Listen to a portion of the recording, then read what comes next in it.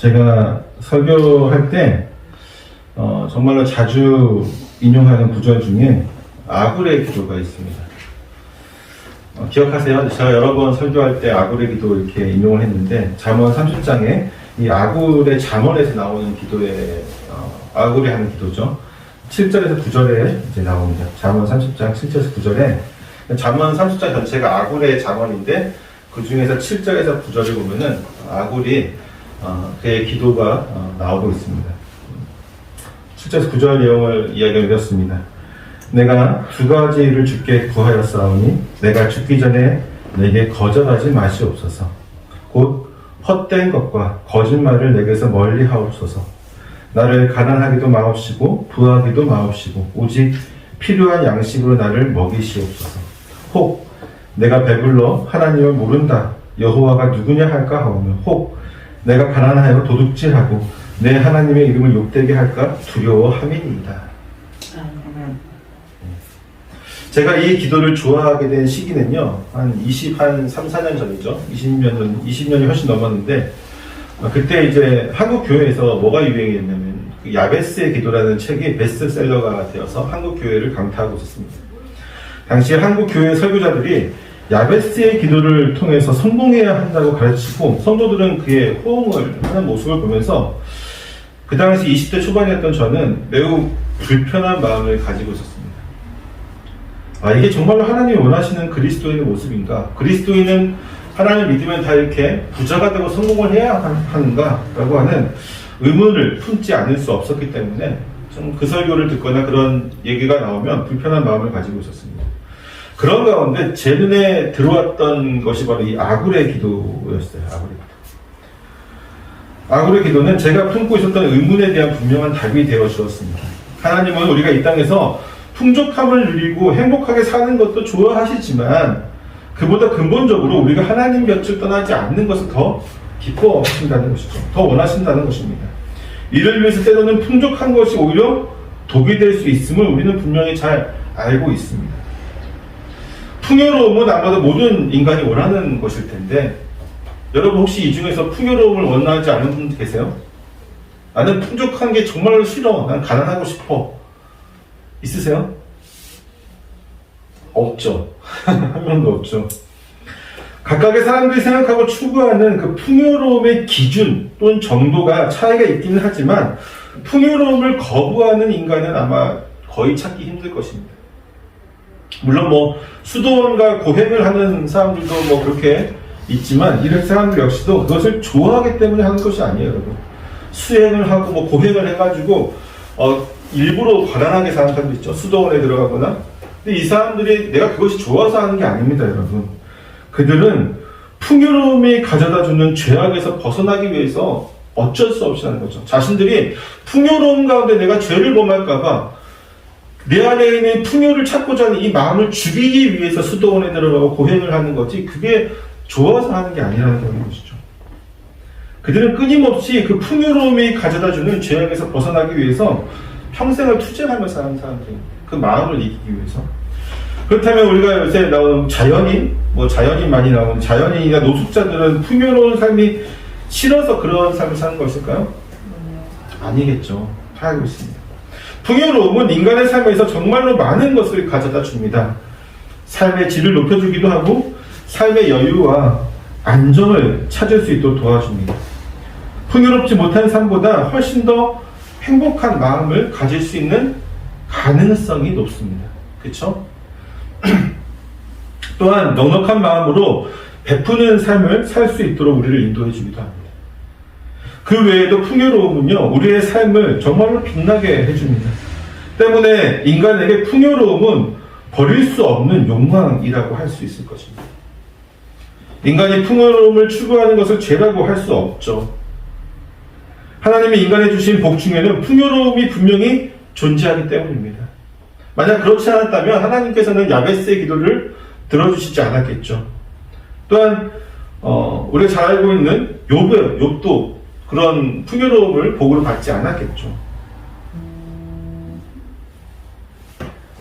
하지만 문제는요, 풍요로움은 우리의 연약한 마음을 풀어지게 만든다는 것이죠. 풀어지게. 단순히 마음이 풀어지는 것 뿐이라면 괜찮겠지만 마음의 빗장이 풀어지면서 우리는 방종하게 되고요. 결국은 무절제의 문이라고 하는 곳으로 들어가게 됩니다. 오늘 본문의 노아의 경우도 그렇습니다. 이 말을 하려고 참 길게 앞에 선언했는데 그는 언제 시작한지 알 수 없지만 600살이 될 때까지 홍수를 대비하면서 높은 산 위에 거대한 방주를 만드는 삶을 살았습니다. 평생 어떻게 보면 절제하는 삶을 살았던 거예요. 정말 고행하는 삶을 살았던 것이고 그리고 375일간 방주 안에서 홍수 심판을 견뎌야만 했습니다. 어떻게 보면 정말 너무나도 힘들고 외롭고 불안한 삶을 평생 살았던 사람이라고 할 수 있을 것입니다. 그렇게 살아왔던 노아는 이제 하나님으로부터 더 이상 홍수의 심판은 없을 것이라고 하는 약속을 받았고 또한 그들의 가족들을 위협할 동물들도 이제 존재하지 않습니다. 그런 상황에서 그는 농사를 지었고 풍성한 소출을 거두게 되었습니다. 물론 본문에서 그의 소출이 얼마나 되는지에 대한 자세한 언급은 없지만 하나님이 주신 복과 또 홍수 이후에 땅의 상태들을 추론해 보면 결코 농사를 실패하고 싶어도 실패할 수가 없었을 거라고 생각이 되어집니다. 그 중에서도 노아는 인류 최초로 이 포도 농장을 가꾸게 됩니다. 이 히브리어로는 케렘이라고 하는데 그리고 그는 그 포도 농사를 짓는 것으로 만족하지 않고 그것으로 무엇을 담그죠? 술을 담그게 됩니다. 그래서 직접 먹게 되는 것이죠. 그가 절제하면서 이 포도주를 먹었을까요? 아니, 맛있었어. 맛있어서. 그쵸. 네, 포도주가 성찬할 때마다 먹긴 하지만, 예, 그렇지 않습니다. 그는 절제하지 못했어요. 아까도 얘기했듯이 풍요로움은 우리를 꼭 무절제의 문으로 인도하는 그런 악한 마음을 품게 합니다.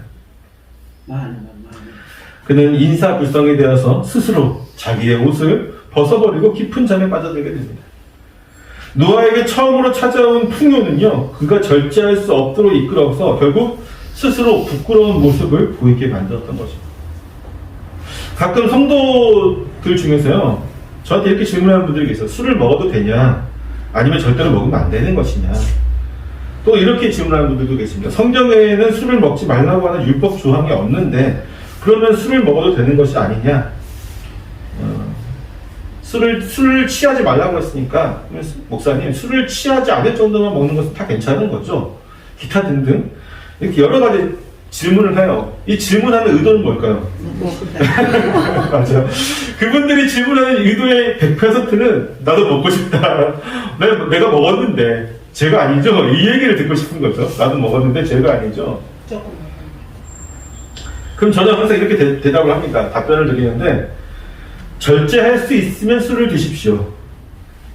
절제할 수 있으면 술을 드셔도 됩니다. 하지만 절제하지 못한 순간 성도님은 하나님 앞에서 죄를 범하게 되는 것입니다. 그런데 노아도 절제하지 못했는데 우리 성도님은 절제할 수 있을까요?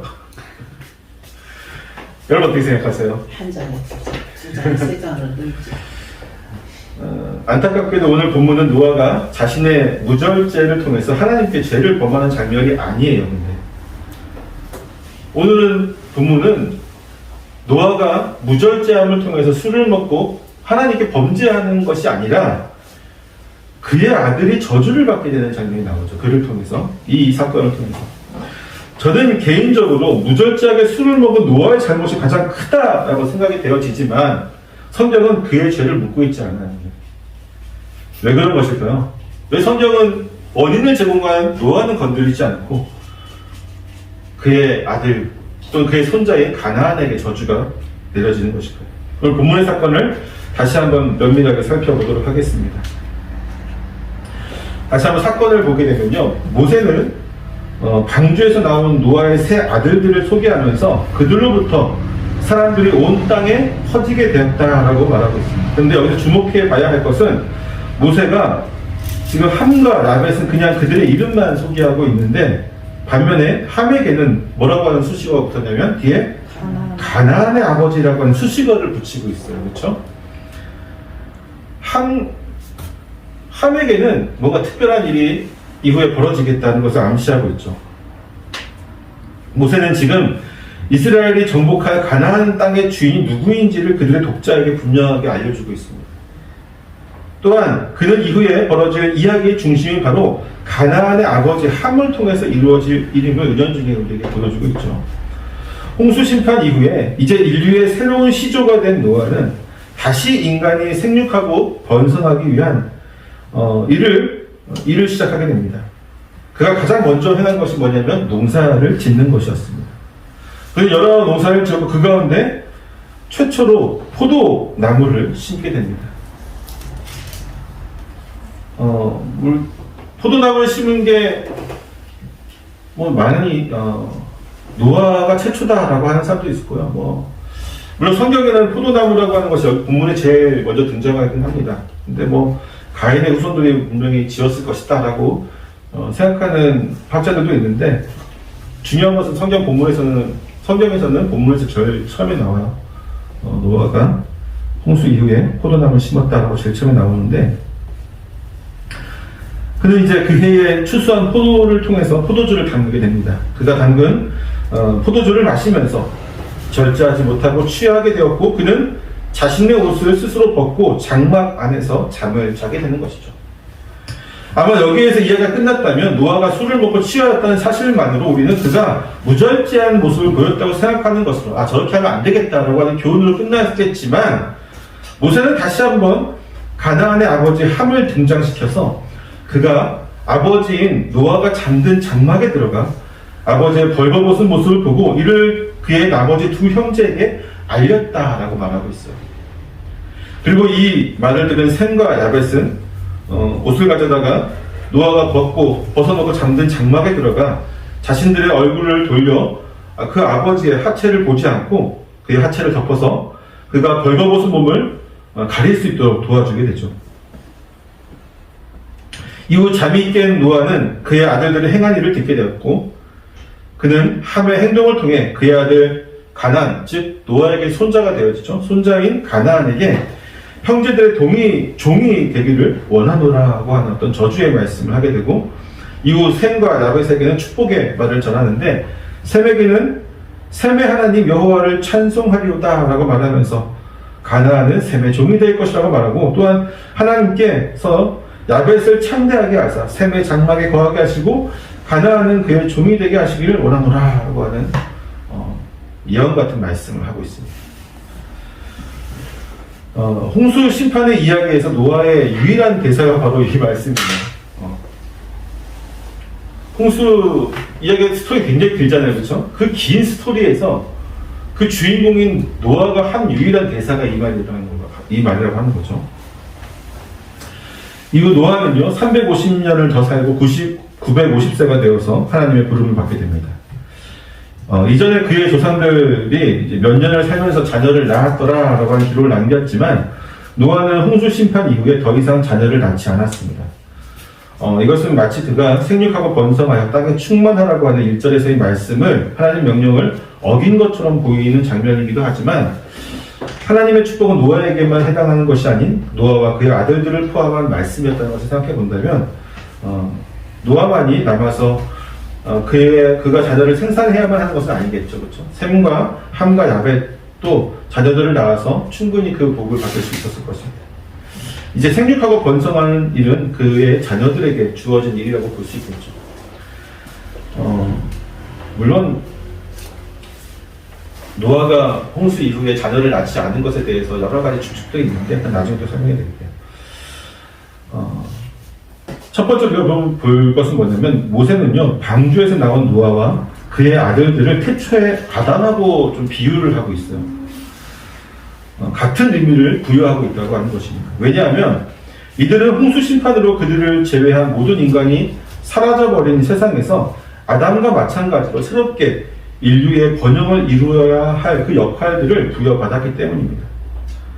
모세는 본문을 읽고 있는 히브리인 독자들이 자연스럽게 아담의 죄를 연상할 수 있도록 에덴 동산에서의 사건에 사용했던 단어들을 사용합니다. 이게 참 중요한데, 우리는 지금 한글로 번역된 성경을 보고 있잖아요, 그렇죠?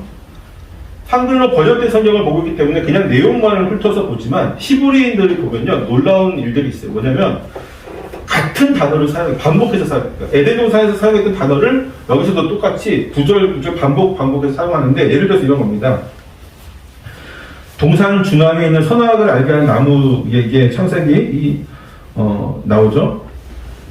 2장 9절 이렇게 나오는데 여기 동산 중앙에라고 쓸 때 단어가 브로크라고 하는 단어거든요. 브로크. 근데 노아가 장막 안에서 있었던 것도 역시 브로크라는 단어를 사용해요. 동산 중앙에 있는 에덴나무, 선악을 알게 한 나무 장막 안에 어디 안에 있었던 브로크라는 똑같은 단어를 사용하죠. 그 다음에 여자가 보았어요. 그렇죠? 보아고 싶다고 보았죠. 보다라고 할 때 나라는 단어를 쓰는데 형제들도 역시 나이라고 하는 똑같이 보다라고 하는, 그렇죠? 아버지를 보다라고 하는 말을 쓰고요. 아담과 하와는 자신들이 벗었음을 알았다라고 야다라고 하는 단어를 쓰는데 노아 역시 자기 어린 자녀들이 자기 행하는 것을 알았다라고 하는 야다라고 하는 똑같은 단어를 쓰고 있죠. 하나님이 누가 너희에게 벗었느냐고 말하느냐고 나가드라고 하는 단어를 쓰고 있는데 역시 함은 형제들에게 말했던 나가드라고 하는 똑같은 단어를 사용하고 있습니다. 그러니까 모세는 지금 다른 장소, 다른 사건이지만 같은 단어를 반복해서 사용하는 것을 통해서 히브리 독자들이 더 잘 알겠죠. 히브리 독자들은 이것을 읽으면서 뭘 생각해요? 에덴 동산의 그 사건들 자연스럽게 반복되어지고 있구나. 이 죄가 또 반복되어지고 있구나라는 것을 연상시키고 있다고 하는 것입니다. 홍수 심판 이후 세상은요, 새로운 관계, 새로운 보증, 새로운 산물, 그런 질서가 있었지만 인간의 죄로 물든 그 마음은요, 에덴 동산에서의 범죄 이후에 전혀 변하지 않았음을 보여주고 있는 것입니다. 이해가 됐어요, 여러분?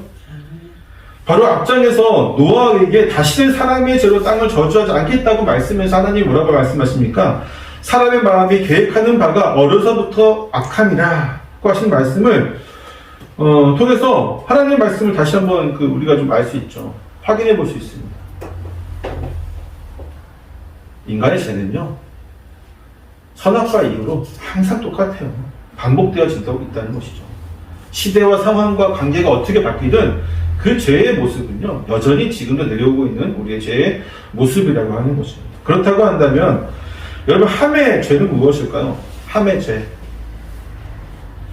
현대인들인 우리들의 눈으로 사건을 살펴보면 사실 함의 행동에서 어떤 범죄의 증거들을 찾을 수 있을까요?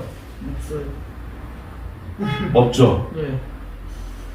함은 그저 자기 아버지가 술에 취해서 아버지가 술에 취해서 저기 들어갔대. 그 말을 들었던 것 같아요. 그렇죠? 그래서 자꾸 확인해 보려고 장막에 들어갔습니다.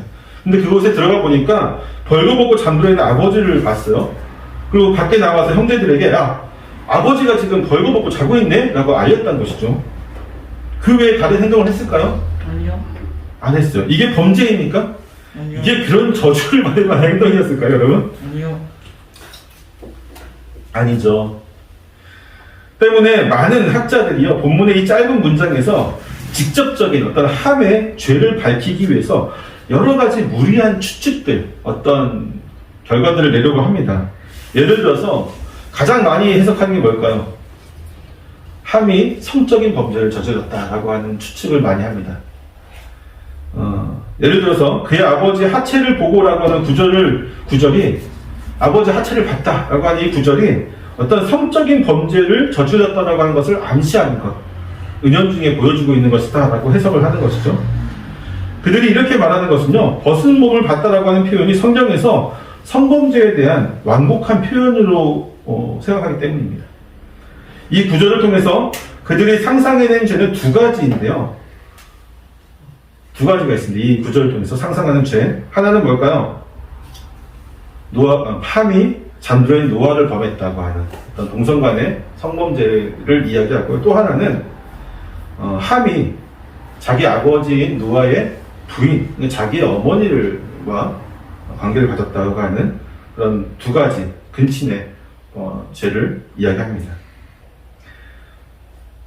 심지어 가나안이라고 하는 아까도 얘기했지만 노아가 홍수 심판 이후에 자녀를 낳지 않잖아요. 그렇죠? 자녀를 낳지 않았다는 것에 대해서 이렇게 해석하는 사람들도 있어요. 여기서 나온 건데 성범죄 세 번째죠. 세 번째는 어떻게 얘기하냐면 함이 아버지에게 성적인 범죄를 저지르고 거세를 시켰다라고 해서 아버지가 더 이상 자녀를 낳지 못하는 상태를 만들었다라고 하는 해석도 있습니다. 그러면서 여기서 해석은 어떻게 또 이어지냐면 그렇기 때문에 더 이상 자녀를 상산할 수 없는 노아가, 그리고 또 이제 뭐였을까요? 함이 자신의 어머니와의 사이에서 낳은 자식이 아마 가나안일 것이다. 그래서 그 가나안을 범죄로 인해서 태어난 가나안을 저주하는 것이다 라고 추측하는, 다 추측이죠. 그렇죠? 본문에서 그렇게 얘기하는 곳이 하나도 없습니다. 어머니와 사이 불륜으로 태어났기 때문이라고 설명하면은 사실 이제 두 가지가 해결돼요. 뭐냐면은 노아가 자녀를 생산하지 않는 것이나 가나안이 저주를 받는 것에 대해서 합리적인 추론을 할 수 있겠지만, 문제는 본문에서 단지 벗은 몸을 봤다라는 표현만으로 이렇게까지 유치하는 것은 과유불급이죠. 합리적 결론을 위한 무리한 추론이라고 합니다. 결국 왜 가나안이 저주를 받아야 되는가? 라고 하는 어떤 이 합리적인 결과를 놓고 무리하게 앞에서 추론을 하는 겁니다. 성경에 나와 있지도 않은 것은. 때문에 이러한 약점을 그들도 알고 있죠. 성경에 나오지 않은 것을 그들이 억지로 추론했다는 것을 알고 있기 때문에 그들은 본문에 함에 했던 여러 가지 범죄에 대한 내용이 원래는 자세하게 언급되어 있지만 후대에 삭제되었을 것이라고 하는 또 무리한 역시 무리한 추정을 하고 있는 것이죠. 결국 성경에 나와 있는 것을 우리는 그대로 봐야 됨에도 불구하고 우리 이성적으로 생각했을 때 아까도 우리 다 얘기했잖아요. 함에 했던 일이 정말 범죄인가 했을 때 우리가 잘 이해가 안 됐잖아요. 그렇죠? 현대인 시각으로 이해가 잘 되지 않는 것을 이해시키기 위해서 무리하게 성경을 뜯어고치는 우를 범하고 있는 것이죠. 그렇다면 우리가 성경의 본의에서 보면은 함의 죄는 무엇인지를 좀 보아야 되겠죠. 이건 좀 가장 온당한 해석이라고 생각되어지는데, 일단 우리는요 고대 히브리 사회에서 아버지와 노인의 역할이 무엇이었는지를 좀 바르게 먼저 이해할 필요가 있습니다. 즉 함의 죄를 먼저 묻기 전에 고대의 히브리 사회에서 아버지 또는 노인이 어떤 역할을 했었는지를 좀 이해해야 되는데, 먼저 우리가 잘 알고 있듯이 10계명의 5계명에서 명하고 있듯이 자녀는 부모를 어떻게 해야 됩니까? 공경해야 합니다. 그리고 10계명은 그 이유에 대해서, 자녀가 부모를 공경해야 하는 이유에 대해서, 그리하면 내 하나님 여호와가 내게 준 땅에서 내 생명이 길리라고 말씀을 하여주고 계시죠. 부모를 공경하는 자에게 하나님이 복을 주신다는 것입니다. 왜 부모를 공경하는데 하나님이 복을 주실까요? 그것은 부모가 이 땅에서, 더 정확히는 가정에서 자녀들에게 하나님의 대리자가 되기 때문입니다. 자녀는 부모를 공경함을 통해서 하나님을 공경하는 것을 배우고, 부모가 전하는 하나님의 말씀을 통해서 하나님의 뜻을 알아가고, 부모가 섬기는 하나님을 통해서 모습을 보면서 예배를 배우게 됩니다. 때문에 부모를 공경하는 것은 하나님을 공경하는 것과 같은 맥락에서 바라봐야만 하는 것이죠. 또한 고대 히브리인들에게 노인은요, 지혜였어요. 노인은 지혜. 현대인에게 노인은 무엇일까요? 부정적인 의미가 강하죠. 네, 현대인에게 노예는 힘없는 자, 사회적 약자, 사회에 그런 많은 이바지를 못하는 자, 기타 등등 좀 부정적인 이미지로 많이 보여지죠. 예, 맞아요. 근데 고대 히브리뿐만 아니라 우리나라도 마찬가지죠. 고대에서 노예는 지혜였어요. 지혜. 지금 우리는 어떤 일을 잘 모를 때 어디에 물어봅니까? 인터넷. 예, 녹색 창에다가 많이 물어보죠. 네이버. 예. 인터넷을 찾아서 다 뭐 레시피도 물어보고 다 물어보죠. 심지어 약의 종류도 물어보고 별걸 다 물어봅니다. 진짜 우리 일상에 아마 거의 대부분에 다 물어볼 것입니다. 근데 과거의 사람은 어떻게 했을까요? 인터넷도 없고 컴퓨터도 없잖아요. 그렇죠? 노인한테 물어보는 노인한테. 그래서 오래 산 사람일수록 뭐가 많은 사람이라고 생각했냐면 지혜가 많은 사람. 삶의 지혜가 많은 사람이라고 생각을 했던 것이죠. 특히나 성경에서는 노인 중에서도 장로들 같은 경우는 어떻습니까? 히브리 사회에서 하나님이 주신 지혜로 백성들에게 조언하고 이끄는 역할들을 감당했던 사람들이었죠. 때문에 노인을 공경하는 것은요, 부모를 공경하는 것과 마찬가지로 이스라엘 사회에서 매우 중요한 일이었습니다. 힘이 없다고 무시하는 것이 아니라 힘이 없지만 그만큼 더 뭐가 더 강해진다? 지혜가 더 강해진다고 봤습니다. 근데 지금 함의 행동은요, 이러한 부모와 노인을 공경하는 태도를 보이고 있지 않다는 것에 우리는 주목을 해야 됩니다. 왜냐하면 이스라엘 사회에서 신체의 중요 부위를 노출하는 것은요, 매우 수치스러운 일로 여겨집니다.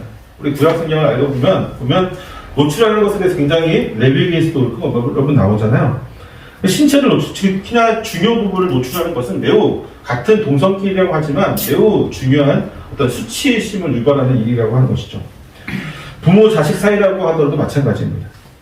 노아는 비록 자신의 무절제함으로 인해서 스스로 술에 취하고 스스로 옷을 벗고 잠을 자는 수치스러운 행동을 했지만, 함은 자신이 온전히 공경해야 할 노아의 수치함을 본 것을 뿐만 아니라, 그러니까 노아의 수치함을 본 것뿐만 아니라 그의 형제들에게 그 사실을 알림으로써 자신의 아버지 노아의 수치를 모두가 알게 했다는 겁니다. 다른 사람들도 다 알게 했다고 하는 것이죠.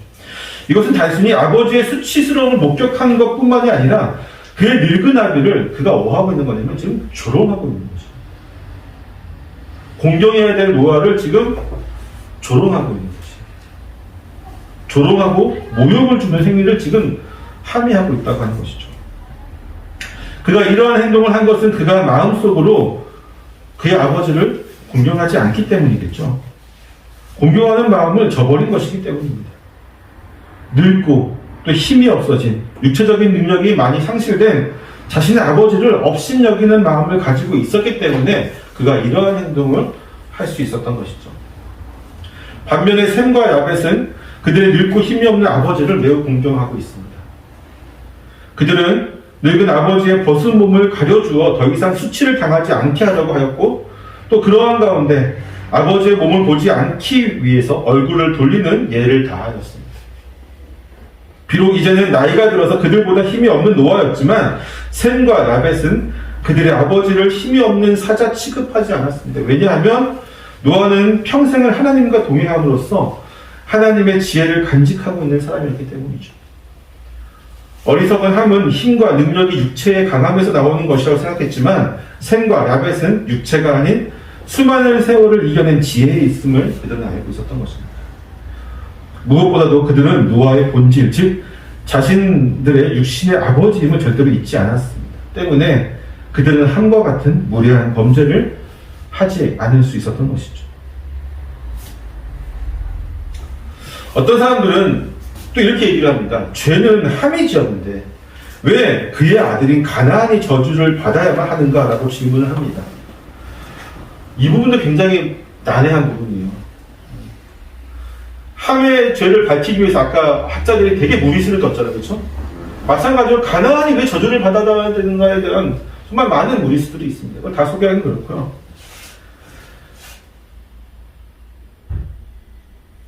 정말로 또 이렇게 보는 사람도 있습니다. 이렇게 또 생각하는 사람도 있는데, 정말로 노아는 왜 함이 아닌 가나안에게 지금 화를 돌리고 있는가를 우리가 좀 생각해요. 노아의 행동에 대해서도 우리가 좀 봐야 되겠죠.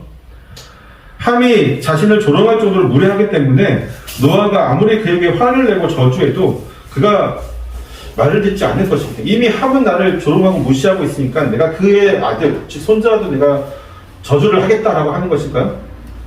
아니겠죠. 이 문제도 참 복잡하지만 우리 단순하게 좀 생각합시다. 먼저 이 문제에 대해서 노아의 행동은 정당한 것일까라고 한번 생각해 볼 필요가 있어요. 비록 그 자신이 수치를 당하였고 그로 인해서 그 사실을 깨달았게 되었을 때 어쩌면 노아도 사람이니까 분노하는 것은 당연할 수 있겠죠. 하지만 그가 수치를 당한 근본적인 원인은 누구의 실수 때문이었어요? 노아요. 노아 자신의 실수 때문이었죠. 그럼에도 그는 그의 아들과 손자에게 분노하며 저주의 말을 좀 하고 있습니다. 이러한 그의 모습은 평생을 하나님과 동행하였으며 당대의 의인이라고 하는 사람이 할 수 있는 행동이라고 좀 볼 수 없겠죠. 하나님과 평생을 함께 동행했고 당대의 의인이라고 하는 사람이 어떻게 저런 실수를 하고 또 저렇게 분노하고 또 저런 저주를 할까? 어떻게 보면 좀 앞뒤가 안 맞는 모습일 수도 있습니다. 그리고 본문은 이 문제에 대해서 자세하게 설명하고 있지 않기 때문에 독자들로 하여금 매우 큰 고민에 빠지게 만듭니다. 저는 좀 이렇게 해결을 했습니다. 먼저 이 문제를 해결하기 위해서 노아의 신분에 대해서 우리가 좀 알 필요가 있어요. 노아를 단순히 하나님께서 구원을 받은 사람, 하나님께 구원을 받은 사람 정도로 이해해서는 안 됩니다. 그는 당대에 하나님과 동행하는 자로서 그는 선지자처럼 하나님의 말씀을 듣고 선포하는 역할을 했습니다. 맞죠? 동시에 그는 제사장처럼 번제를 드림으로써 하나님과 인간과의 관계를 화목케 하는 역할들을 했어요.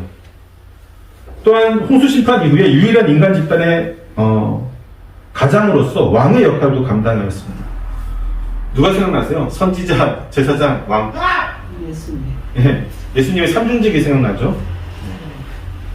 때문에 노아가 행한 것은요, 이러한 그의 신분적인 측면을 우리가 좀 고려를 해봐야 돼요. 단순히 아버지가 아들에게 분노하여 저주를 내린 것으로 생각해서는 안 됩니다. 그런 아버지가 세상에 어디 있겠어요, 그렇죠?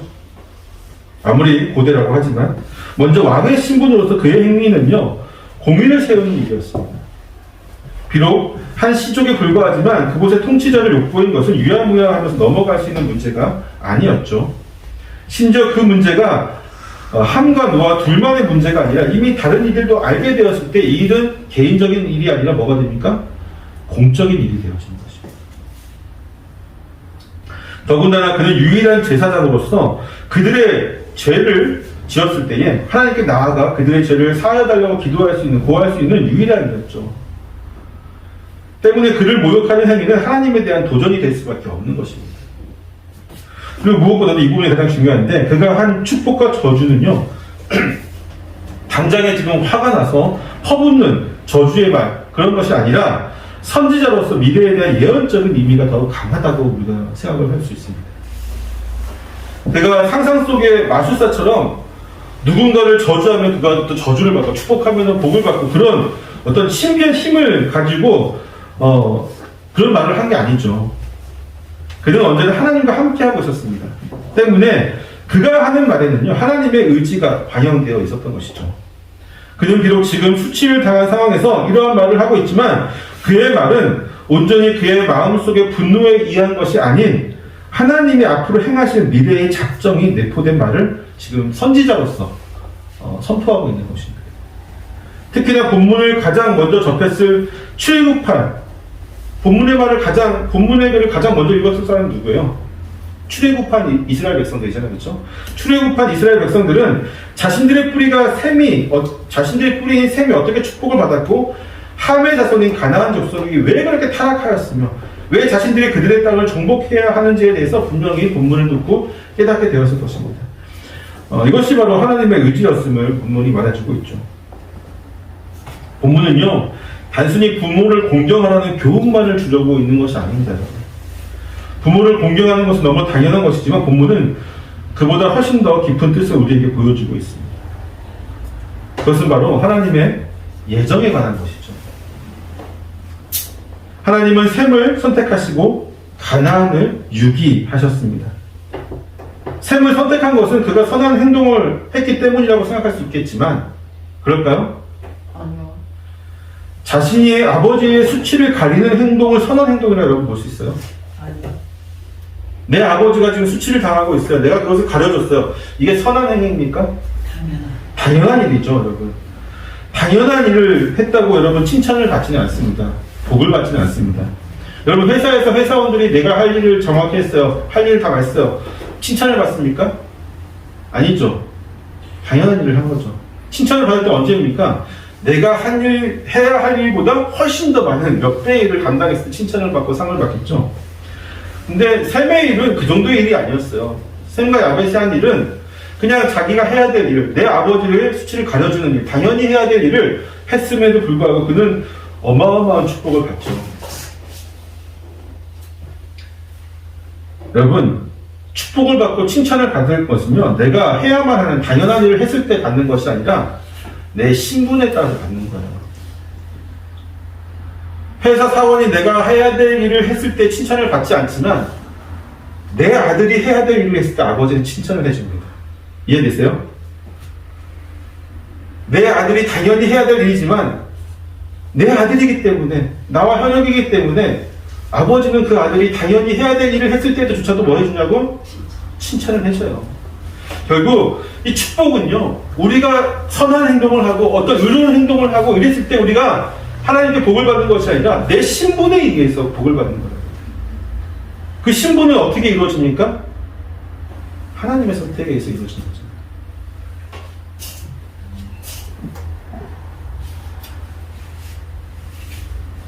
만약 셈의 행동이 축복을 받을 만한 일이었다고 한다면요, 그와 함께 있었던 야벳 역시 동일한 축복을 받아야만 합니다. 하지만 야벳은 셈보다는 조금 덜한 축복을 받게 되죠. 동일한 일을 똑같이 했음에도 불구하고 셈보다는 좀 덜 축복을 받습니다. 그렇다면 그들이 축복을 받은 것은 무엇 때문일까요? 함에 대한 분노의 반사작용일까요? 그렇지 않습니다. 그것은 전적으로 하나님의 뜻과 의지 때문입니다. 셈을 통해 여호와 이스라엘의 계보를 세우고자 하시는 하나님의 영원한 예정과 작정 가운데 있는 일이라고 하는 것이죠. 반대로 가나안이 유기된 건 역시 마찬가지입니다. 비록 그의 아버지인 함이 죄를 범하였지만 그것이 연좌제가 되어서 가나안이 벌을 받을 만한 이유가 되진 않죠. 이건 아무리 상식으로 봐도 그렇습니다. 또한 노아가 수치를 당한 것은 비록 간과할 수 없는 일이긴 하지만 그것이 종이 되는 저주를 받을 만한 큰 잘못도 아니었습니다. 심지어 가나안은 본문에서 그 무엇도 하지 않았어요. 그 이름만 등장했죠. 가나안의 아버지. 가나안의 아버지 함이라고 해서 가나안의 이름만 등장했어요. 여기서 가나안이 이 범죄에 일조한 일이 단 하나도 없습니다. 만약 그렇게 생각한다면 우리는 하나님과 노아를 무자비한 존재로 생각할 수밖에 없게 되죠. 때문에 이 역시 하나님의 영원한 예정에서 그분의 뜻과 의지 가운데 가나안과 그 후손이 유기되었다고 보아야만 할 것입니다. 그들의 잘못이 아니라 하나님의 뜻과 의지인 것이죠. 여러분, 하나님의 영원한 예정에 대해서 제가 조만간 이제 창세기 12장까지 끝내고 다시 주제 설교를 할 때에 이 작전과 예정에 대해서 설교를 하려고 하는데 그때 자세하게 설명하겠지만 여기서 한 가지만 여러분 좀 기억했으면 좋겠습니다. 그것은 바로 하나님의 영원한 예정은 우리의 선행이나 악행 혹은 의로움 또는 범죄 등은 하나님의 이 영원한 예정의 조건이 되어지지 않는다고 하는 것입니다. 그러니까 우리가 잘났거나 의로운 행동을 했거나 선한 행동을 했거나 우리가 죄를 범하거나 악한 행동을 하거나 우리가 못된 이런 것들이 하나님이 누구를 선택하고 누구를 또 예정하시고 또 누구는 버리시고 여기에 어떤 조건이 되어지지 않아요. 하나님의 선택과 유기에서 유일한 조건은 무엇이냐면 하나님 자신의 기쁘신 뜻이에요. 하나님 자신의 뜻이지 어떤 우리가 뭘 한다고 우리를 선택하시고 우리가 뭘 한다고 우리를 유기하시겠습니까? 그리고 우리는 그분의 뜻 혹은 의지를 절대로 추측하거나 예상할 수 없다는 것이 문제죠. 오늘은 이것만 기억하시면 좋을 것 같습니다. 그럼 무엇을 할 수 있을까요? 우리를 선택하여 주셔서 지금 이 자리에서 주님께 예배를 할 수 있도록 인도하신 그 은혜에 감사하는 것 말고 우리가 또 할 수 있는 것이 있을까요? 그리고 이 또한 우리가 우리의 의가 될 수 없음을 고백하는 것입니다. 가끔 우리는 하나님께 이렇게 고백을 합니다. 내가 하나님 예배를 내가 한 번도 안 빠지고 예배를 드렸고 내가 또 헌금을 또 착실하게 드렸고 내가 주를 위해서 주일날 봉사를 이런 것들을 하고 예배를 드리는 게 하나님께서 우리가 이야기할 수 있는 공로가 되어질 수 있을까요? 없을까요? 없어요. 이렇게 얘기하는 것은 저쪽에 카톨릭에서 얘기하는 겁니다. 공로가 되어지는 것. 불러주신 것도 그분의 은혜요. 여기에 갖다 앉히신 것도 그분의 은혜요. 이곳에서 말씀을 듣고 그분을 찬양하는 것도 그분의 은혜 때문인데 거기에 뭐 우리의 공로가 있겠습니까? 자, 이제 말씀 마칩니다.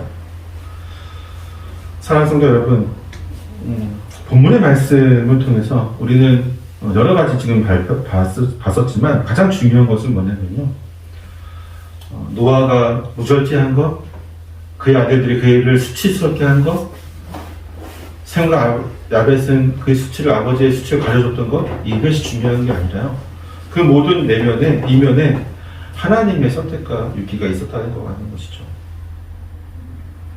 그리고 억지로 인간적인 생각으로 함과 노아의 행동들에 대해서 합리적인 추론을 하기 위해서 억지로 성경을 뜯어고치는 것은 매우 큰 잘못된 결과만을 낳게 된다고 하는 것이죠.